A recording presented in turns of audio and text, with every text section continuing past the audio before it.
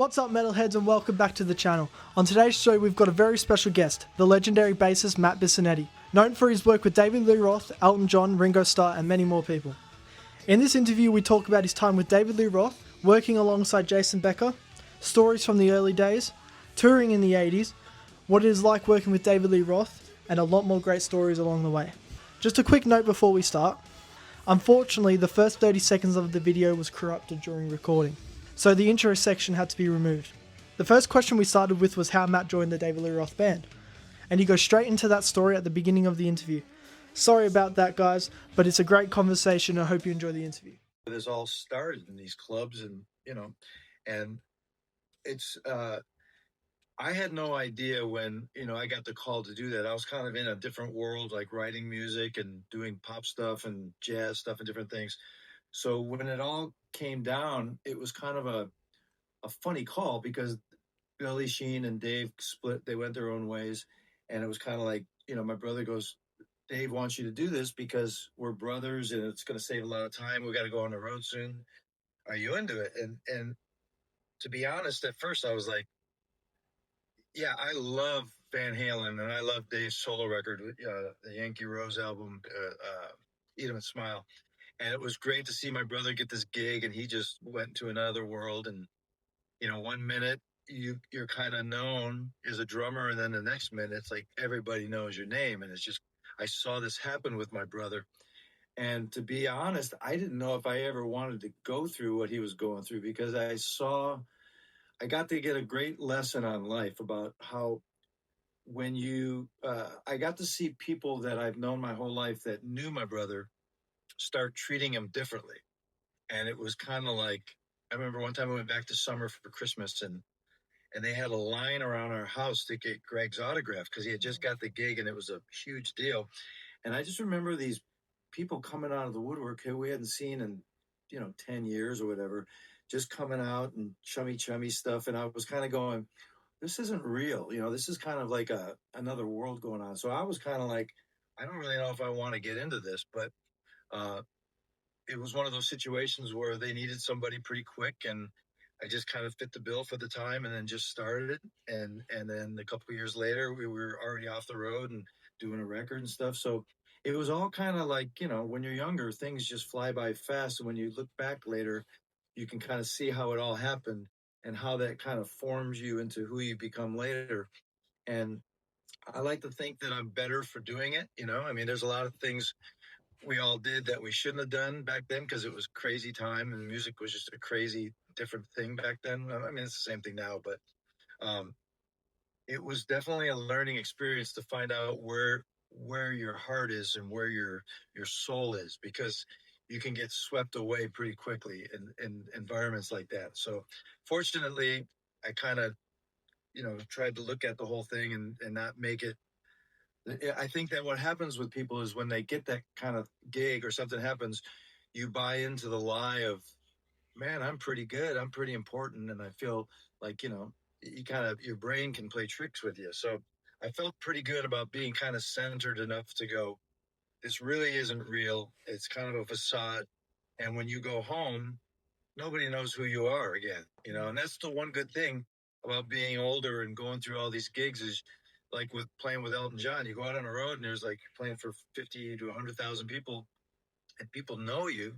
And then you come back, you fly home, and you take your dog for a walk, you clean up the dog poop, you're working the house, and you're back, and your wife will never treat you any differently because this is who you are. So the road is a funny thing, and a gig like that, a band like Dave's band, at the time was just like, it was pretty great. So I don't know if that answered your question. It was a long answer, but yeah. No, man, that's perfect.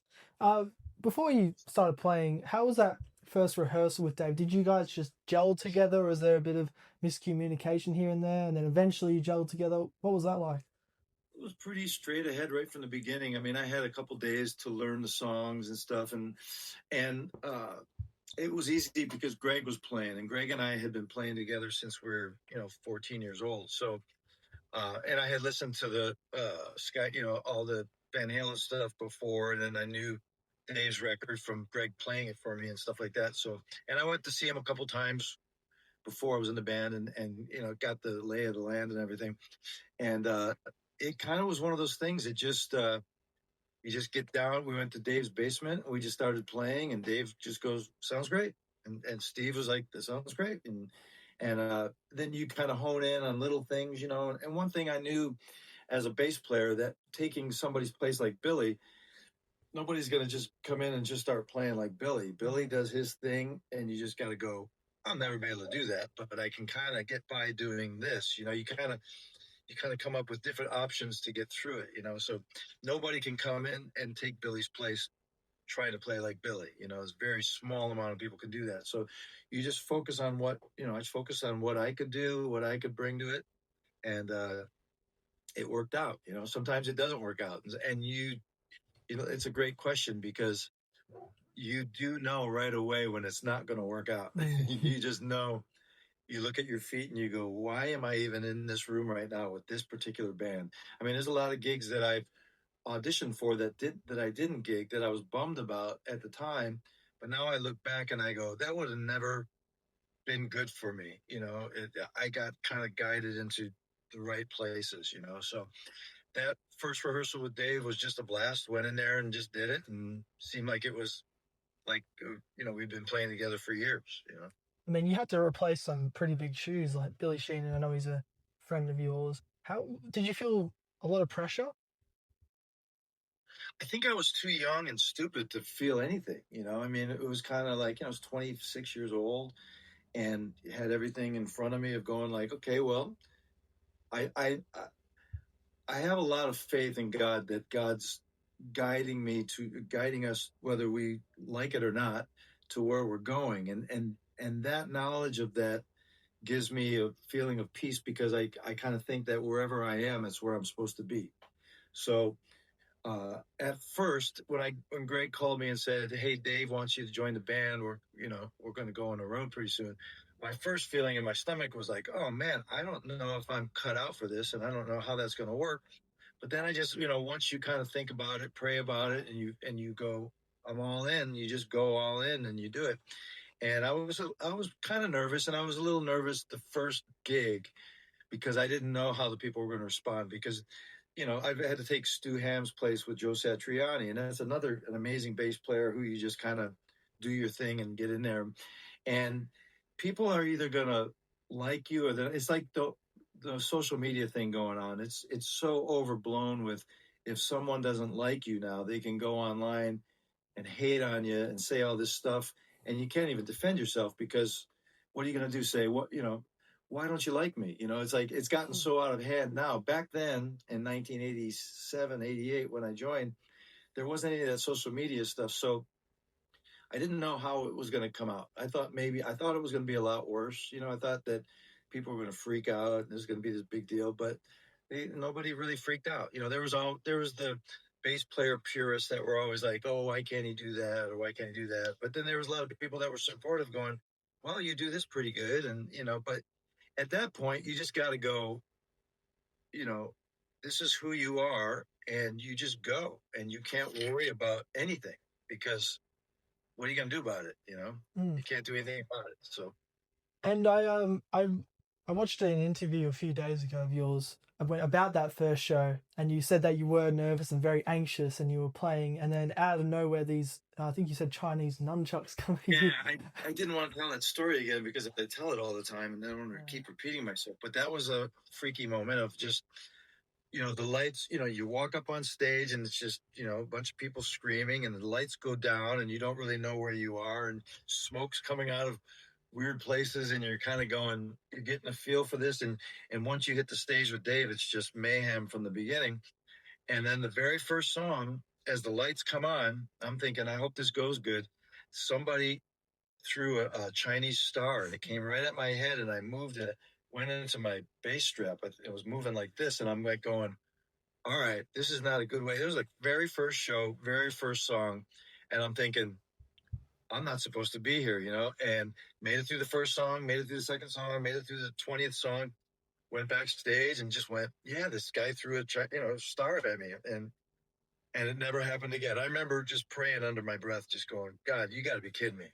What am I doing here? And it was an anxious first half of a show, much like it is probably for a football player to go out and play football. And you know, you're in a championship game, and you go, like my son plays baseball.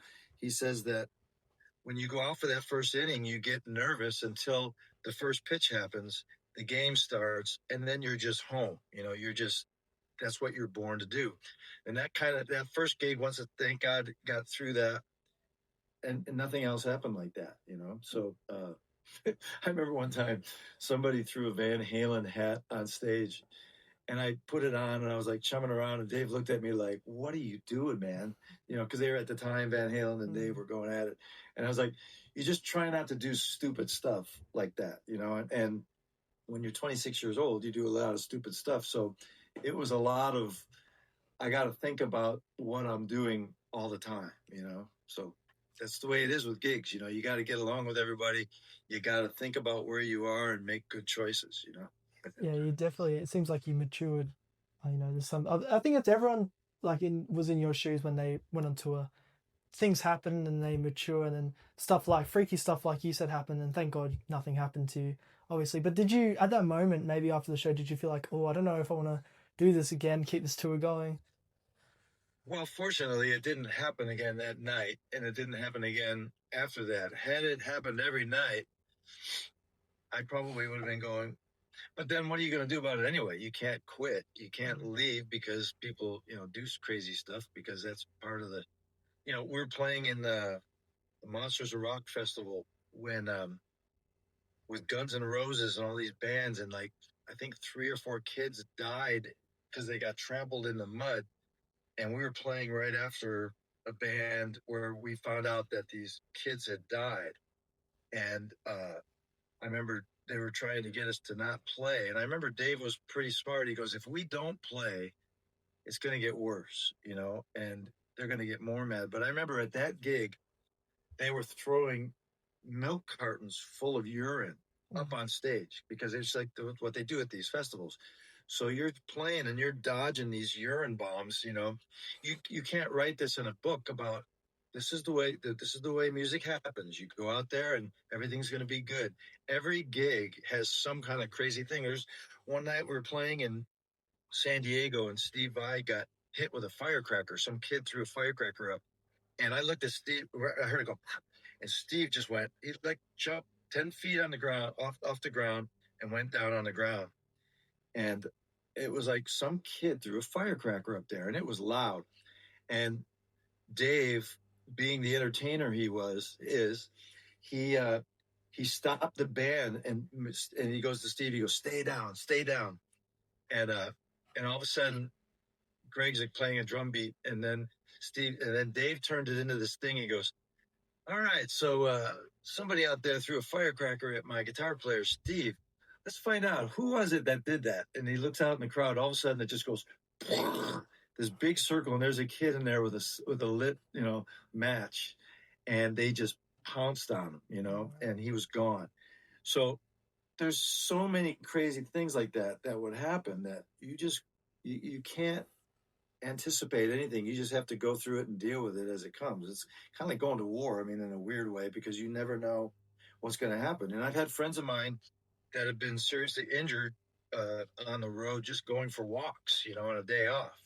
And you just got to really watch it. You know, it's kind of crazy. And you don't think about that when how old are you? 19, 20 next week. Okay, so you're not thinking about anything. You're just hanging. You're living life. So yeah, just don't get old. That's all I got to say. That's what everyone's been saying to me. Everyone. Well, I want to go more forward to your career and the 1991 album, A Little Ain't Enough. When you look back on that album, how do you personally feel about that record?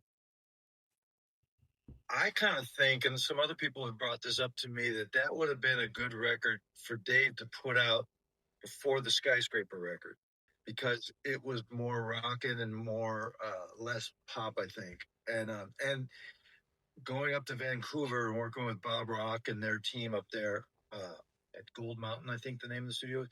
Those guys were in their prime. They had just done Metallica, Aerosmith. They were killing it up there, and we went in there and recorded did the record in 6 weeks, and it was an amazing experience. Unfortunately, it was when Jason Becker started getting sick and couldn't really play towards the end because his disease hit him so fast and hard. So for that regard, it was it was pretty weird to go through that and see Jason go through that. But overall, I mean, it was an amazing experience because we were, and we were writing songs together, and everyone's kind of chipping in and little things. It was a good group effort, especially when Steve had left. Everybody was anticipating who's going to be the new guy. You got Eddie Van Halen, you got Steve, all this pressure's on Jason and whoever's coming next. So it was I just remember Bob Rock being very patient and trying things in the studio, and they let me play a fretless bass on the record for most of the songs. Which, I mean, Tony Franklin is an amazing fretless player with Blue Murder and all the bands that he plays with.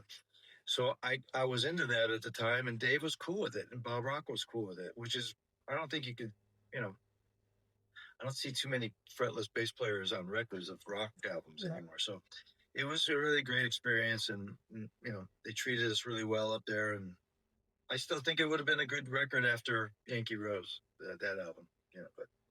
But Everyone has their opinion. I mean, at that time, I've talked about with some other guys I've interviewed about, working in the studio and their experiences. What was the environment for you, and what was some of your experience working in the studio with many of great talent, like you said, Jason Becker, one of the upcoming guitarists at that time, and unfortunately, he got that disease, which is unfortunate. Yeah. But yeah, what was the environment like for you? Well, for that particular record? Yeah. It was interesting because Dave really wanted it to be a tough rockin' album, not comfortable sounding and not pristine and perfect. He just wanted it to be kind of what we were as a live band. And I remember they put us up at this hotel, which was a strip club across the bridge from where the studio was. And it was like a smoky, funky hotel where I would have my door open and I could see Jason in the next room, and I'm talking to him. He's laying on his bed, I'm talking to him, and right in the middle of it, the naked girl goes walking by, and another one going by, and they're like changing to go downstairs into the strip club at the bottom of the hotel. So Dave was definitely going for this meaty, tough, smoky sound, instead of staying at the Omni in Vancouver or some, so that was the basis of what we were going to do. And he drove a mobile home up there, his camper up there. So they were always climbing, and Dave put a climbing wall in the back of the studio. And whenever we weren't recording, he was climbing, we'd climb the wall and stuff. And he was teaching us how to do that stuff. And, I mean, Dave works hard. I mean, it's not like you're going there and partying and hanging out. It was like 10 a.m., 10 to 5, you're recording and you're just doing multiple takes. And it's kind of like a business, it wasn't really, once we rehearsed the songs and everything in Dave's basement in Pasadena. So we knew what we were doing. So when we got there, we had a plan of like 15 songs. And then we would record the rhythm tracks and then experimenting with different things and different sounds. They had their sounds so dialed in there because their drum room was so famous for like Enter Sandman and all those songs. It was just you play the drums and it's just this amazing sound. So they had that wired, so we didn't have to think about it. We just had to play. So, but it was work. I mean, we were working. We'd go out at night, hang out and stuff, but we were also tired from working.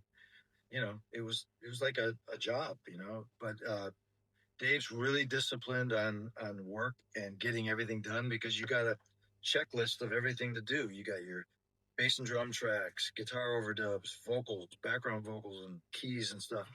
It's really kind of like you have to have it on the screen and boxes to go through it because once you leave Vancouver and come back here, you can't just go up and fix it, So I learned a lot from organizational stuff. Yeah, like you said, you can't just, back in the day, you can't just change it. With no social media and you don't have all this technology. So actually, speaking of, we're on this topic about technology. Do you think that it's helped the music industry or made it worse? What's your opinion on that? Well, for that record and a lot of the records back then, they was all on 2-inch tape, so it's like if you are an engineer and you make a mistake, you erase something that you'll never get back. It's very unforgiving with the old ways.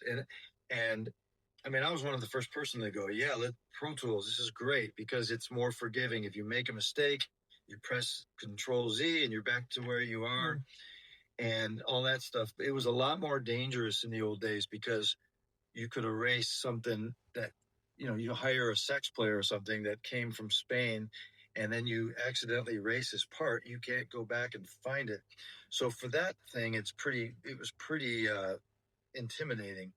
So, but everybody has a home studio now. I'm in mine right now, and I use Cubase and Pro Tools and different things. And it's kind of hard to imagine going back to tape because even though it sounds amazing, this is pretty cool to be able to have digital workstations and to be able to send files to your friends and they put a guitar part on it, email it to you, you put it in. There's a thing called Session Wire that I use that I can put whatever I have in my studio on the guy's phone when I call him. So he's hearing the exact mix that we're hearing. It's like way better than like the Zoom thing where you can kind of hear it. You can hear the bass, you can hear the guitars, you can hear drums, a kick drum if you solo it, and then they can see the screen of what you're doing. I mean, there's so much that so far down the road we've gotten. But if you don't use it in the right musical way, everything sounds the same, kind of like what's going on right now with a lot of pop music where, I had a friend of mine who did I used to record with him all the time. And then he redid everything by talking into chat GDP or whatever and said, this song and put it in. And then the song came back and it sounded amazing because it's like this amazing recording that was done up by a computer with, Zumo or whatever it is. And so he put his song in there and it sounded 15 times better than anything he's done before. But the problem is he put it out in the world like it was like a real recording. And I don't know if that's completely illegal. I know that they're working on that, but it's kind of hard to get behind that and go, that's awesome because number one, you didn't spend a cent on it. Your computer did it. There's not a human being on it. And you're putting it out there as if it's this achievement, like you've done something. So that's kind of weird. And that's how, the example of it going too far, but you can use these tools to help you, but you got to do the work and you got to, you got to pay people to work. And that's the soul of music. And that's what I think is the problem when you look at the Grammys or something, and you look at it and you go, there's not that many songs that sound different anymore. They all, I can explain it with just, if you look at a wave file from a Bad Company song or like Styx or Elton songs or whatever, and the wave file goes like this, when you look at the recording, it goes up and down, those dynamics. The music goes like this. Now everything's like a fat tube of toothpaste. It's just because they squash it, the compression so much that it's the highs and lows. It doesn't breathe. It doesn't do that. That's kind of weird, and that's what we're used to hearing on the radio and on our headphones, but that's the world we live in. And, you make the most of it. I mean, I'm into it and I like it and I like learning all this stuff. But once it gets to the point where the music suffers, then I kind of try and bring it back to something simple. Do you think there will ever be a time where the music will go back to how the way it was? Or do you think it's progressing and it's just going to keep going on this road of, your chat GPTs and all that? I kind of think once the genie's out of the bag on certain things, like I try to be optimistic. I don't want to sound pessimistic about anything because there's no good in that. But I kind of look at the music business and go, we've kind of shot ourselves in the foot to the point where we can't complain about where the state of music is. Back in, and I don't want to be one of those back in the old days guys, but I remember about 2001, I was writing like 5 to 6 albums a year of just saying, okay, I'm going to write an album like the Foo Fighters, and we'd record it, pay my brother to come over and play drums, and all my friends, you know, giving them money to come over and record, and everybody was making money. And then I would take that album and give it to my music publisher guy, who's a licensor guy, that would put 10 of those songs into the system that would work for movies and TV shows and different things. And a TV show would go, hey, we like that one song, number 7. Let's use that song. You get $1,500 up front, and then you're going to get your residuals. And then at the end, you're getting a back end payment, of another $1,500.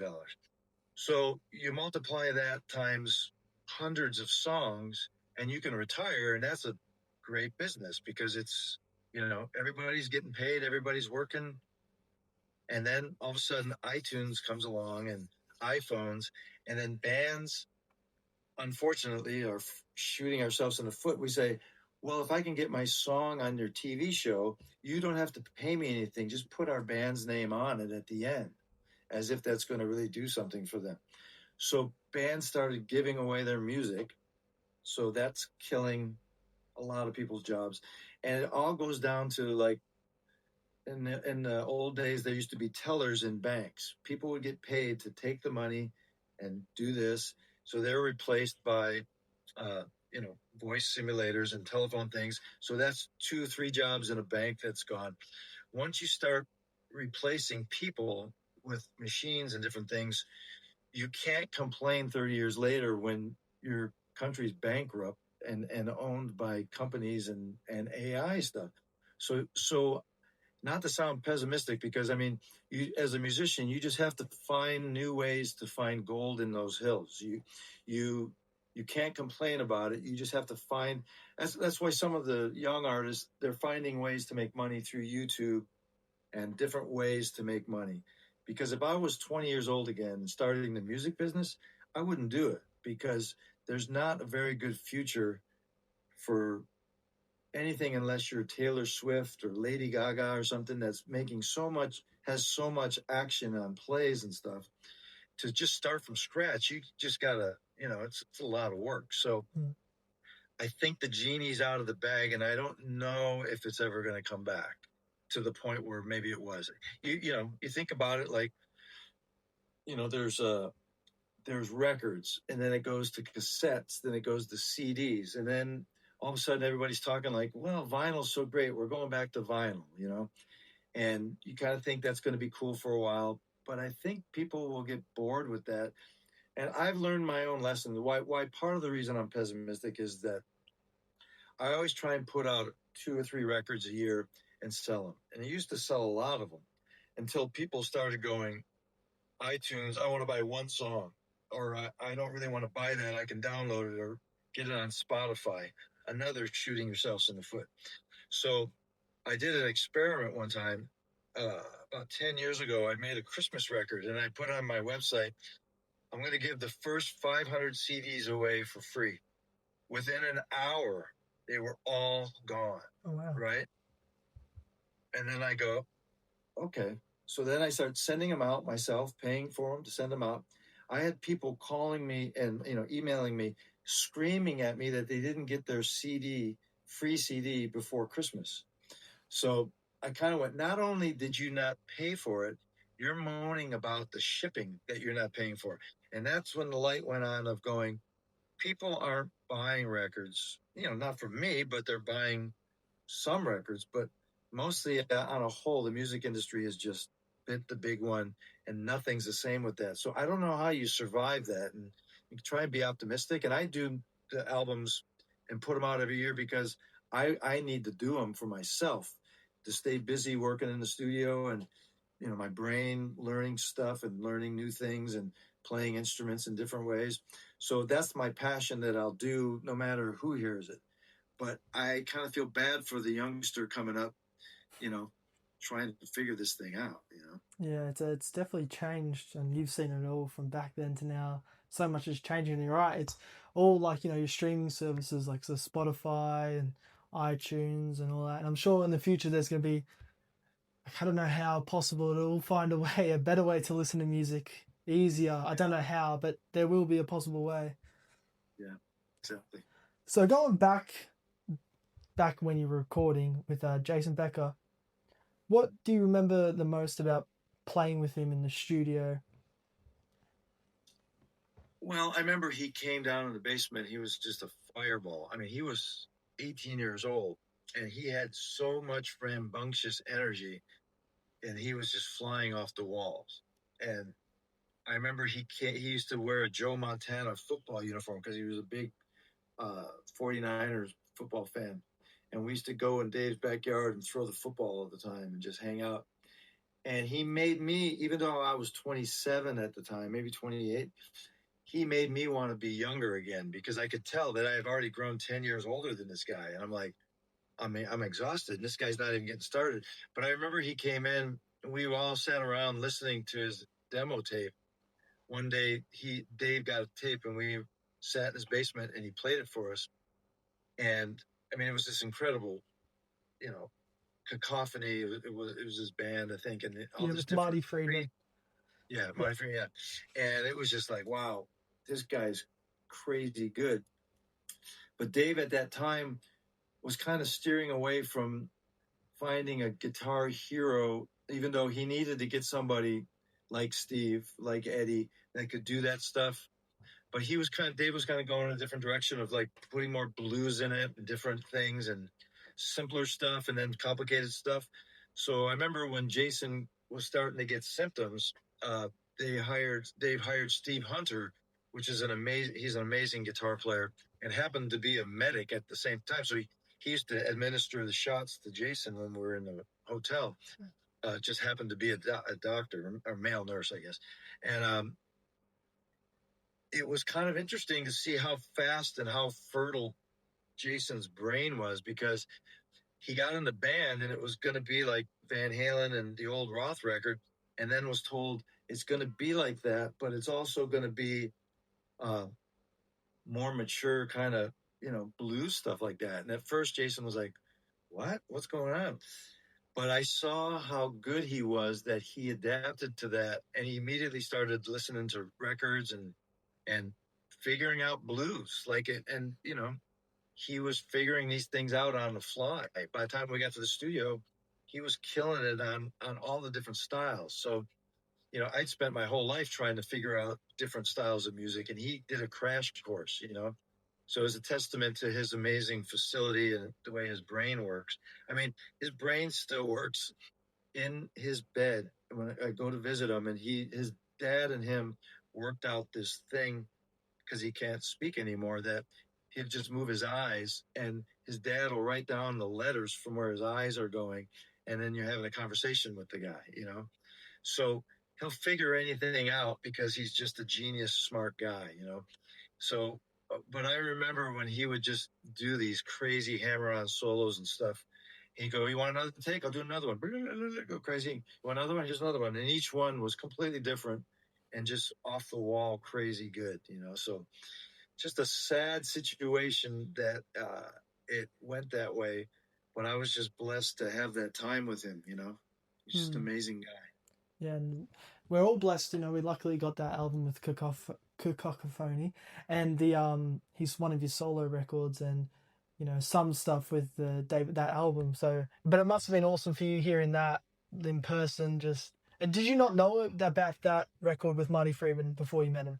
I didn't really know that much about it. I mean, I had heard about it, but there was so much going on at the time. I didn't really have time to hear everything. I mean, now you just go to YouTube and you see everything.